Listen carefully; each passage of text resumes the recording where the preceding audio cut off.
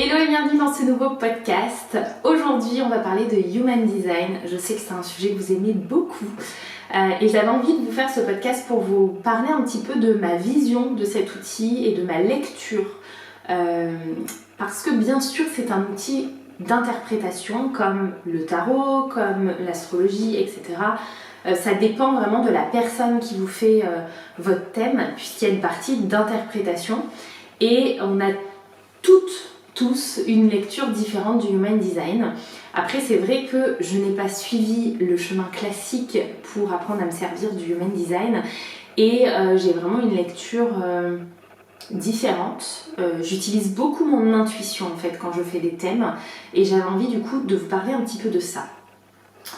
Le Human Design, c'est un outil dont je vais beaucoup parler au mois d'août puisque du coup il y a les 4 Summer Workshops sur le Human Design qui auront lieu au mois d'août. Donc le premier, ce sera sur les bases du Human Design. On va avoir tous les types et tous les centres en détail.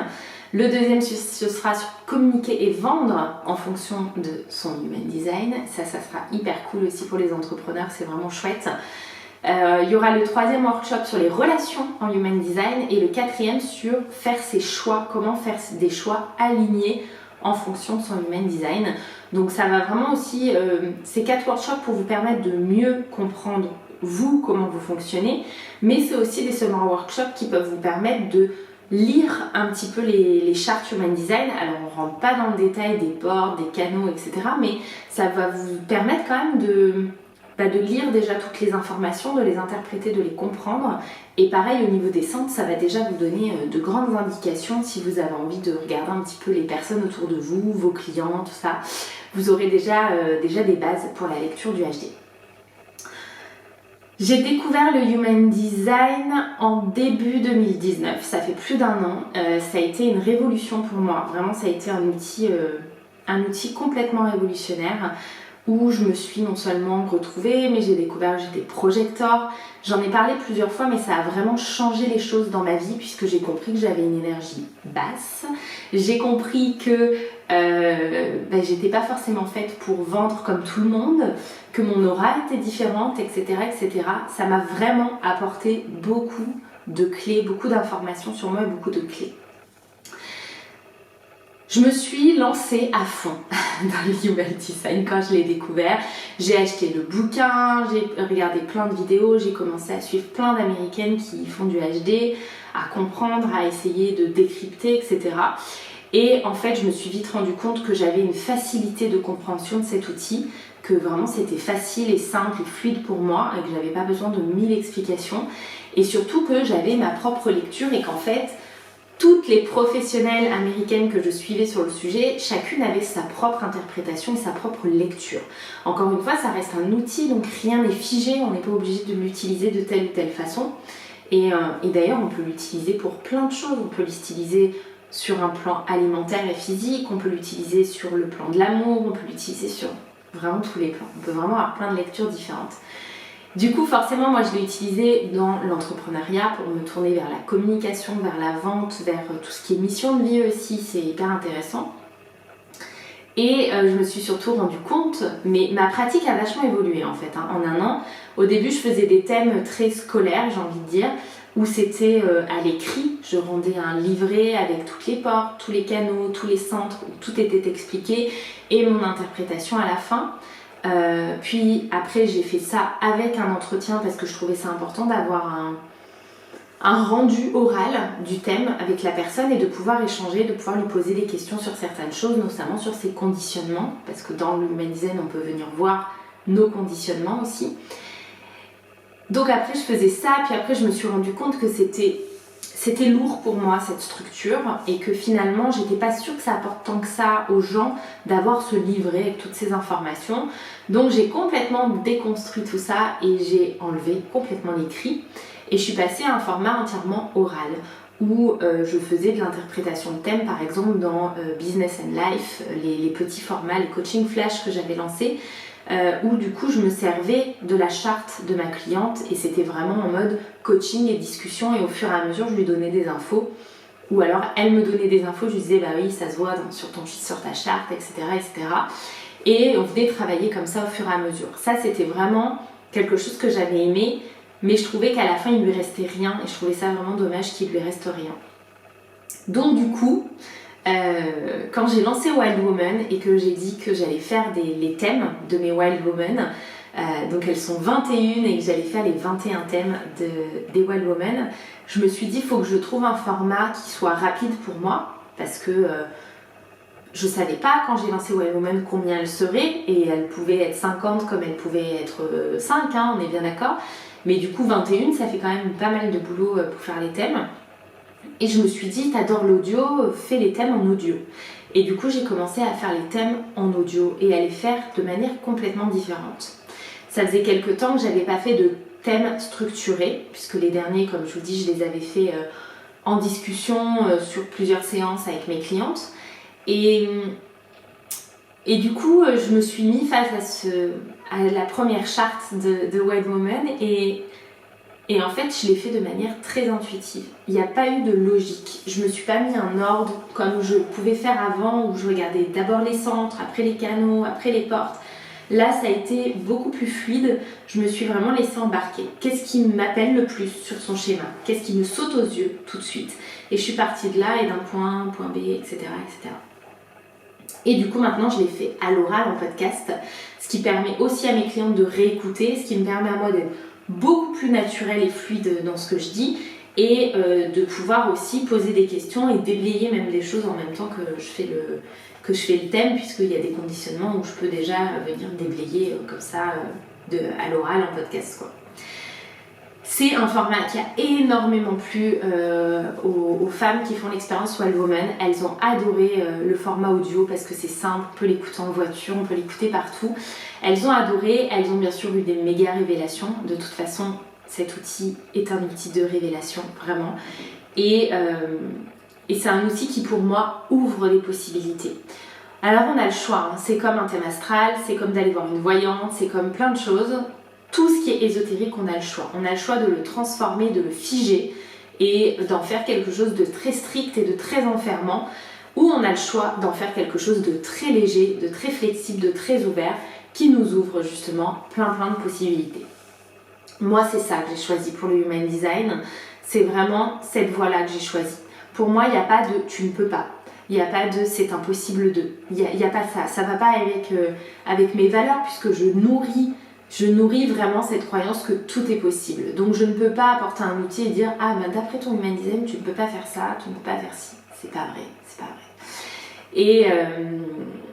Et pourtant, c'est une interprétation qui est faite par certains lecteurs, c'est des readers, des analystes, voilà en français. Certains analystes de Human Design font cette démarche de si tu n'as pas ça, tu ne peux pas ça, si tu as ça, tu peux pas ça, etc. Et ça, je suis pas d'accord. Ça fait pas du tout partie de ma lecture du Human Design. Pour moi, le Human Design, il est là pour vraiment nous révéler certaines choses, nous montrer nos talents. Il est là pour aussi nous montrer les zones où ce sera fluide et facile, nos talents, et les zones où ce sera où ça nous demandera d'apprendre, de construire, de se développer sur d'autres sujets. Mais à aucun moment il nous dit vous pouvez pas faire ça. Il nous dit juste ça fait pas partie de toi, mais du coup tu vas le développer, c'est ok. Et il nous parle beaucoup de notre être énergétique en fait. Il nous parle beaucoup de notre aura, de ce qu'on dégage vers les autres, de ce que les autres peuvent capter de nous, de l'image qu'ils peuvent avoir de nous. Et ça, je trouve ça hyper intéressant. C'est un outil qui est hyper tourné vers l'autre, vers la relation à l'autre, vers l'interaction avec les autres, vers notre interconnexion avec les gens. Et du coup, qui vient vraiment nous montrer ce que captent les gens de nous. Notre aura, notre énergie, comment les gens nous perçoivent énergétiquement, non explicable, on est bien d'accord. Hein. Et du coup, ça nous permet aussi de trouver notre position en société, de trouver des moyens d'interagir avec les gens qui sont juste pour nous et juste pour eux. Et d'être ok aussi parfois quand quelqu'un nous aime pas aussi. Parce que ça nous apprend aussi qu'on peut pas plaire à tout le monde. Vraiment, concrètement. Ça nous apprend qu'on est entouré d'un faisceau énergétique, on a une aura, et cette aura, elle va pas matcher avec tout le monde, et c'est tout quoi. Donc quand vous dites cette personne je peux pas, c'est physique, ça n'a rien de physique, c'est énergétique en fait, c'est juste votre aura et son aura ça matche pas, et c'est ok en fait, il n'y a pas de jugement de valeur à avoir, il n'y a pas de jugement tout court à avoir, c'est juste ça matche pas et ok, ça matche pas quoi. Donc ça nous apprend vraiment beaucoup de choses, ça nous apprend aussi un petit peu notre rôle dans le monde, notre place dans le monde, quelle est notre place dans le monde. Alors c'est pas un outil divinatoire, hein, vous n'allez pas ressortir d'un thème Human Design en sachant le métier que vous allez faire, comment vous allez le faire, où vous allez le faire, avec qui, non, pas du tout. Par contre, ça vous donne une idée de votre rôle dans la société, de votre place dans le monde. Et ça vous ouvre des possibilités parce que vous pouvez exprimer votre mission de vie. Encore une fois, je vous ai fait un podcast il n'y a pas longtemps sur la mission de vie et vous pouvez exprimer votre mission de vie de 1001 façons. Donc c'est vraiment important d'avoir ce faisceau de possibilités qui s'ouvre devant vous et de vous dire ok, maintenant comment je l'exprime en fait? Qu'est-ce que j'ai envie d'en faire de ça? Donc c'est vraiment un outil de révélation pour moi, un outil de connaissance de soi et un outil qui vient nous révéler. Et c'est pour ça que je l'aime autant, je crois. Donc ma pratique va encore évoluer, ça c'est sûr, puisque là je me forme à l'astrologie holistique, je vais me former aussi à la tarologie fin août et notamment au tarot pour faire des chartes de naissance tarologiques. Donc ma pratique va évoluer forcément, je vais vouloir rajouter des éléments et presque créer ma propre pratique en mélangeant les outils finalement. Mais ça reste mon outil de cœur, ça reste ma révolution à moi. Aucun autre outil n'a fait cet effet-là en fait et m'a permis de mieux me comprendre, de mieux appréhender encore une fois mon corps énergétique, mon aura et de mieux me sentir dans ce monde-là. C'est pour ça que vraiment j'ai à cœur d'utiliser cet outil dans mes coachings, d'utiliser cet outil dans l'expérience Wall Woman, dans mes programmes et j'ai aussi à cœur de pouvoir transmettre ce que j'ai appris et transmettre mon interprétation parce que je trouve que c'est hyper important de transmettre son interprétation.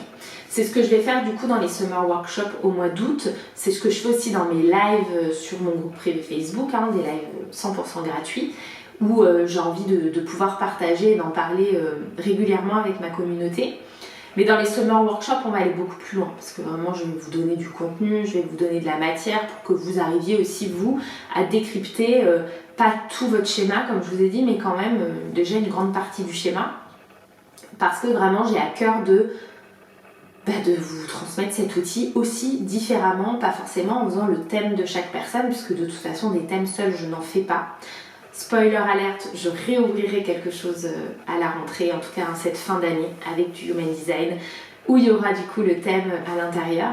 Mais vraiment c'est des summer workshops à petit prix pour vraiment pouvoir débuter avec le Human Design et mieux le comprendre et du coup avoir ce côté où vous allez découvrir des choses sur vous, vous allez comprendre ces informations sur le côté, savoir quel est votre but ultime, savoir quel est votre thème du non-soi, qu'est-ce que ça veut dire, comment s'en servir parce que c'est pas seulement qu'est-ce que ça veut dire, mais comme partout quand vous faites votre thème astral, c'est pas juste qu'est-ce que ça veut dire, c'est comment je m'en sers après dans ma vie. Un outil, il faut le mettre en pratique, s'il reste comme ça n'a pas de sens, c'est comme si vous faisiez un tirage de cartes. Oh super, j'ai un super tirage de cartes, maintenant je m'assois sur mon canapé. Les cartes m'ont dit que tout allait bien aller, c'est parfait. Non, il y a une mise en action qui est nécessaire, comme après un coaching, comme après tout. Et du coup, l'Human Design, c'est vraiment ça. Ça vous apporte de la connaissance, ça vous apporte des possibilités, et après, c'est à vous de passer à l'action. Et ça, c'est hyper cool. Voilà, c'est vraiment ma vision de cet outil qui, pour moi, n'est absolument pas enfermant, et plutôt un outil de révélation.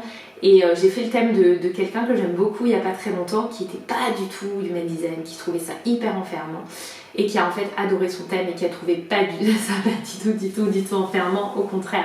Ça ouvre vraiment des perspectives et c'est juste un outil qui est fantastique. Voilà, j'en ai fini avec ce podcast, j'avais vraiment envie de vous partager tout ça. J'avais aussi envie de vous parler des Summer Workshops parce que je suis trop contente en fait de vous proposer ça. Enfin, c'est vraiment un truc qui me fait trop plaisir de pouvoir vous proposer ça. Quand j'avais créé la masterclass connexion et communication, ça m'avait vraiment mis en joie, mais là je sentais que pour le coup ça devenait enfermant pour moi ce format masterclass avec des modules et j'avais juste envie de tout péter, de tout éclater et de pouvoir vous proposer comme ça des workshops à des prix plus bas puisque la masterclass coûtait 1 500 €, donc à des prix moins élevé, mais que vous puissiez en plus venir piocher ce qui vous intéresse, quoi. Donc vous pouvez faire les 4 ateliers, vous avez une réduction si vous faites les 4 ateliers, mais sinon vous pouvez faire un seul atelier, 2 ateliers, et vraiment venir piocher ce que vous avez envie de piocher, et ça me plaît beaucoup. Voilà. Merci encore une fois d'avoir écouté ce podcast, d'avoir été présente. Encore une fois, comme je vous ai dit la semaine dernière, n'hésitez pas à mettre des petits pouces en l'air ou des notes aussi sur iTunes pour faire connaître le podcast et le développer. Et voilà. Et en tout cas, merci d'être là chaque semaine. Et je vous retrouve la semaine prochaine pour un nouveau podcast.